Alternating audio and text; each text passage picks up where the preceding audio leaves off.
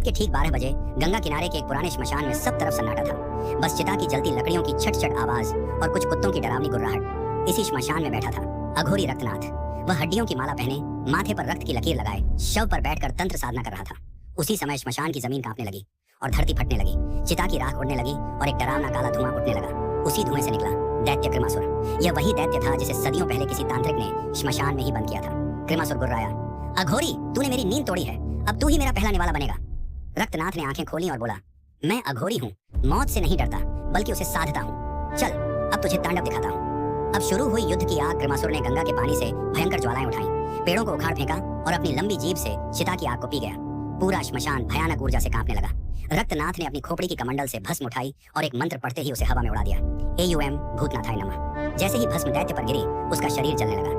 मगर कृमासुर ज्यादा ताकतवर था। उसने अपना विशाल पंजा उठाकर रक्तनाथ पर वार किया, लेकिन अघोरी ने अपनी तंत्र मुद्रा से एक शव को जीवित कर उसके सामने कर दिया। शव ने वार झेल लिया। अब अघोरी ने अंतिम अस्त्र निकाला। श्मशान रुद्र तंत्र मंत्र बोला गया और चारों ओर से सैकड़ों भूत प्रेत प्रकट हुए। उन्होंने दैत्य को जकड़ लिया। कृमासुर चीखा, नहीं, ये तंत्र नहीं, मैं फिर कैद नहीं होना चाहता। अघोरी चिल्लाया, जा वहीं लौट जहां से आया था, और एक जोरदार मंत्र के साथ दैत्य को फिर उसी धरती में बंद कर दिया गया। जमीन फटी और कृमासुर की चीखों के साथ सब कुछ शांत हो गया। अघोरी वापस अपनी समाधि मुद्रा में बैठ गया।